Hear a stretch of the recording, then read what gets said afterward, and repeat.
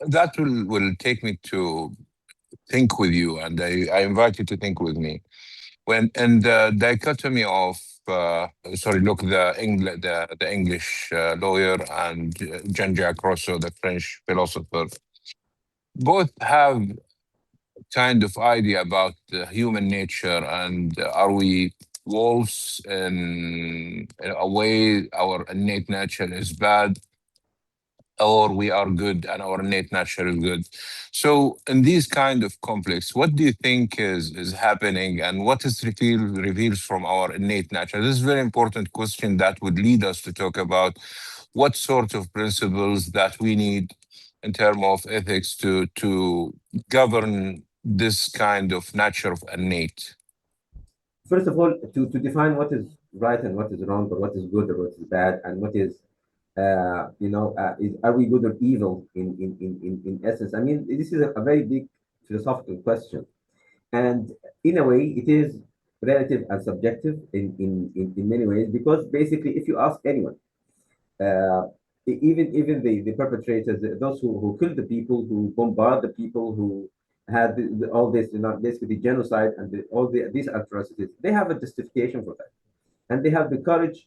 not only for themselves. It's not a matter of like convincing yourself that, well, for example, the self-defense kind of argument,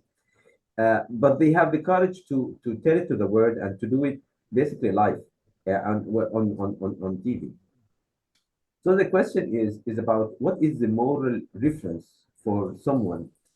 that could lead this person or these groups of people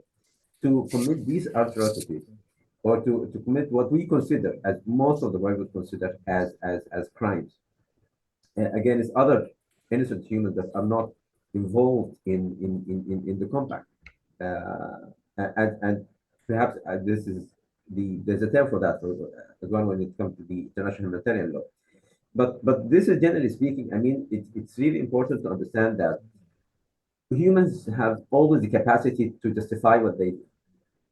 And the moral difference could be religious, it could be personal, it could be a personal belief, it could be a political belief about the priority or the superiority of certain people because of their religion, or because of their color, because of where they are in the world as well. So this is in your question. However, I have kind of a challenge perhaps to this approach in the first place, because I think it's, and this is one of the main concepts, one of the key concepts that I want to highlight, which is about the our source of knowledge about the right and wrong and good and bad by itself is inclined, towards, there is at the global level, this the epistemic injustice. In other sense, whose knowledge counts, whose standards count, whose standards of right and wrong counts.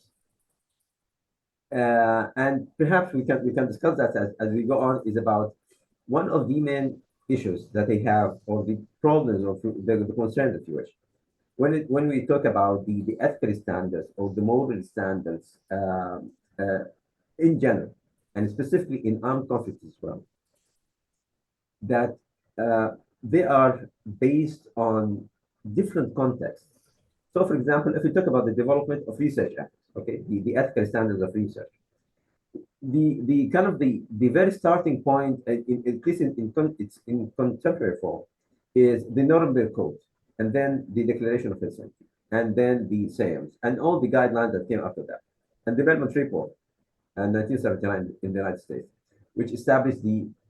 three of the main principles of ethics that are still valid until this day. So what happened is that we have been guided, in a way, in our discussion, in our thinking, in our education, by ethical standards and by moral compass that is not necessarily a natural development of our own intellect. And unfortunately, we've been under kind of like moral colonization beyond the actual colonization. So, for example, the colonization ended in the region for decades now. But unfortunately, until now, I think we are in a position where we are kind of like hinged or attached to different set of literature and different set of thinking about things. And I believe one of the points that I want to make today, but it depends on where it fits in the points that you have prepared, is about we need to tackle this epistemic inequality or epistemic injustice in the sense that whose knowledge counts. It's really important to understand that we as global south, as humans in general, we need to think about the standards of right and wrong and the moral standards in a way that makes us kind of like some sort of equivalence in a way. We should not be basically copying and pasting models that not necessarily fitting within our context. And I have a few critiques, but perhaps let's go to the points and then we'll talk about the critiques that I have of the issues that I want to raise about these so-called international or standards or international guidelines or whatever.